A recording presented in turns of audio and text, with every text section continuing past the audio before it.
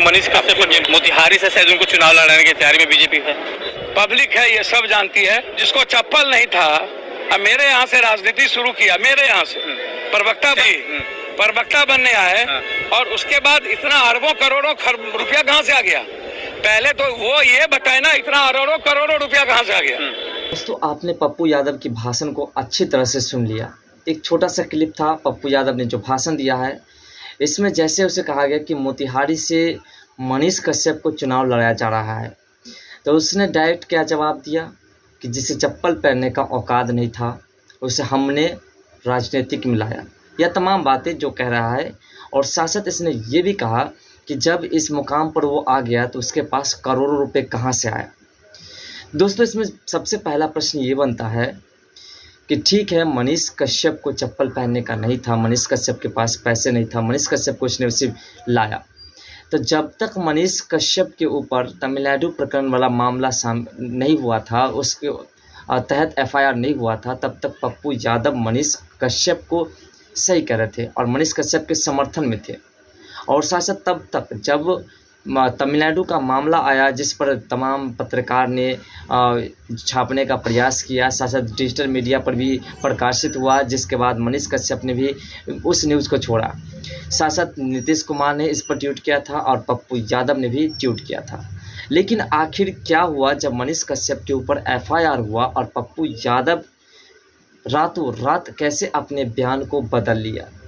आखिर किसका डोज पप्पू यादव को पड़ा? आखिर पप्पू यादव के ऊपर किसका प्रेशर पड़ा से पप्पू यादव जो है बदल गए और पप्पू यादव जो है मनीष कश्यप के खिलाफ बोलने लगे? दरअसल बात है कि पप्पू यादव इसलिए मनीष कश्यप के खिलाफ में आ गए और मनीष कश्यप के ऊपर जो है पूरी तरह से हावी हो गए और मनीष कश्यप के ऊपर एक पर एक इल्ज़ाम लगाने लगे। इसका मेन रीज़न है कि पप्पू यादव जो है तेजस्वी यादव की पार्टी को संबोधित करने वाले हैं, उस पार्टी में शामिल होने के लिए जो है ऐसी क्या कहते हैं कुनीतियाँ जो है करने लगी है। पप्पू यादव जो है सिर्फ तेजस्वी यादव के फेंके हुए पत्ते को चाटने के चक्कर में जो है मनीष कश्यप के ऊपर जो है इतनी बड़ी इल्ज़ाम लगाने की कोशिश करते हैं और उसे लंबे समय तक फंसाने की जो है प्रयास करते हैं। आपने देखा किस प्रकार से पप्पू यादव ने मनीष कश्यप को गाली जैसे शब्द से प्रयोग किया कि चप्पल पहनने की औकात नहीं थी। लेकिन एक बात समझ में नहीं आता है कि ये पप्पू यादव आखिर है क्या? इसने उस वक्त आखिर क्यों कहा कि मनीष कश्यप एकमात्र ऐसा व्यक्ति है जो बिहार के लिए कुछ करता है और कर सकता है और लगातार कर रहा है। अब इसका कहना है कि आयांश के मामला में हमने 3 लाख रुपया दिया और इसे तमाम लोग ने पैसे दिए थे।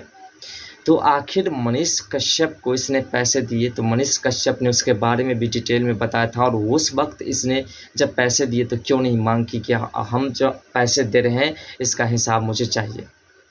लेकिन उस वक्त पप्पू यादव की जुबान पर ताला लगी हुई थी, क्योंकि मनीष कश्यप से इससे लाभ हो रहा था। मनीष कश्यप के माध्यम से जो है इसे वोट मिल रहा था, वोट बैंकिंग इसकी बढ़ रही थी मनीष कश्यप की वजह से। और यही कारण है कि जो पप्पू यादव जो है मनीष कश्यप के बारे में कुछ बुरा भला नहीं कहते थे, बल्कि मनीष कश्यप की तारीफ लगातार किया करते थे।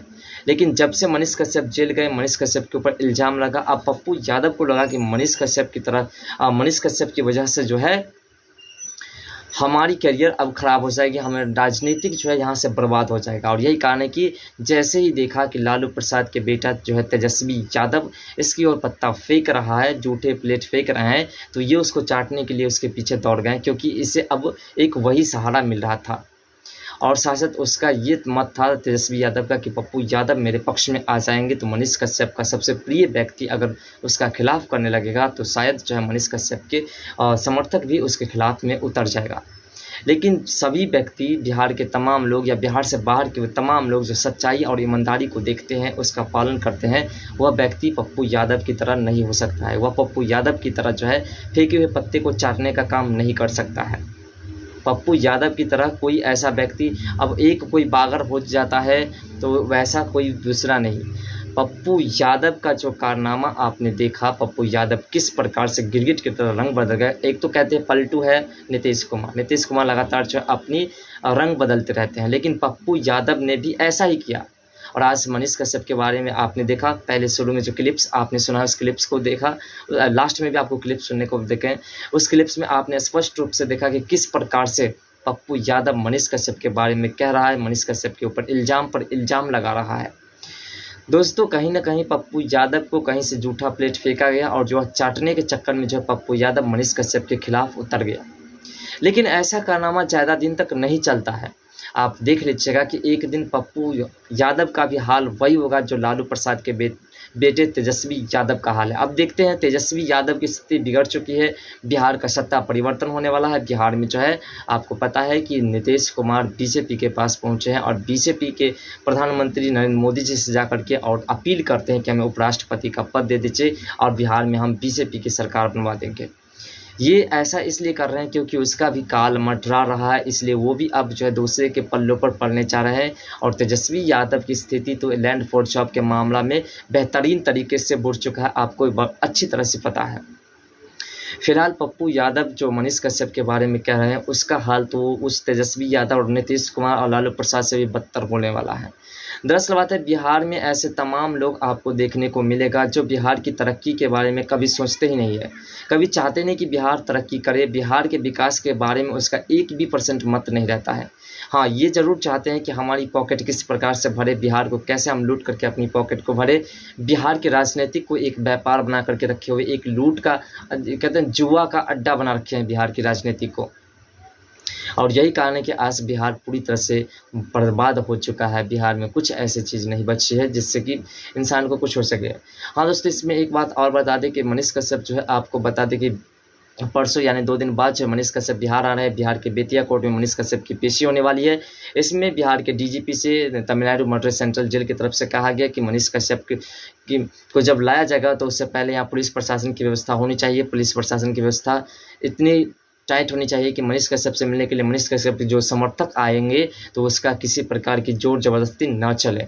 इसलिए उसने हम बिहार के डीजीपी जो है उनसे बहुत सारे पुलिस फोर्स की मांग की है, लगभग 600 पुलिस फोर्स की मांग की है। अब देखिए 10 तारीख को मनीष कश्यप की पेशी होगी और मनीष कश्यप जो है आपको जैसे कि पिछले वीडियो में आपको बताया था कि 10, 11 और 12 3 दिन का समय अंतराल है। ये तीनों दिन तक मनीष कश्यप बिहार के अंदर रह सकते हैं।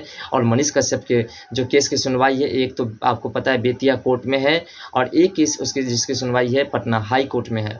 2 केस की सुनवाई लगातार उसकी होने वाली है। इसलिए मनीष कश्यप 10 तारीख से 12 तारीख तक रह सकते हैं। अगर मनीष कश्यप को बेतिया कोर्ट के बाद तमिलनाडु के मदुरै सेंट्रल जेल के अधीक्षक या वहां के तमाम जो पुलिस प्रशासन विभाग है उनके द्वारा मनीष कश्यप को ले जाया जाता है तो मनीष कश्यप को पुनः वापस फिर से लाना पड़ेगा। इसलिए मनीष कश्यप को हो सकता है तो 3 दिनों तक बिहार के अंदर रखना ही पड़ेगा। फिलहाल आपको बता दिए कि मनीष कश्यप की रिहाई जल्द से जल्द हो जाएगी, क्योंकि आपको जैसा कि पिछले वीडियो में आपको ये भी बताया कि अन्नामलाई बीजेपी के प्रदेश अध्यक्ष तमिलनाडु के वो भी मनीष कश्यप के समर्थन में आए। लेकिन यहाँ पे हम मेन मुद्दा पर थे कि पप्पू यादव आखिर ऐसा बयान क्यों दे रहे हैं। तो आपको बता दें जिस प्रकार से अन्नामलाई बीजेपी के प्रदेश अध्यक्ष मनीष कश्यप के समर्थन में आए, इसके बाद नीतीश कुमार मोदी जी के पास पहुंचे और साथ साथ बिहार के बहुत सारे ऐसे लोग हैं जिन्होंने मनीष कश्यप का समर्थन किया। बीजेपी के तमाम नेता मनीष कश्यप के समर्थन करने लगे हैं, मनीष कश्यप को राहत दिलाने की बात करने लगे हैं। इन तमाम बातों को देख करके पप्पू यादव के मन में ये ख्याल आया है और इससे पप्पू यादव मनीष कश्यप के ऊपर जो है एक पर एक इल्ज़ाम थोपे हुए जा रहे हैं, जिससे कि मनीष कश्यप को दूसरे लोग जो उनका समर्थन कर रहे हैं वो भी गलत समझने लगे और मनीष कश्यप जल्द से बाहर ना निकले। और जल्द से मनीष कश्यप बाहर नहीं निकलेगा तो पप्पू यादव की जो है कुछ पोजीशन बढ़ने की चांस हो सकती है।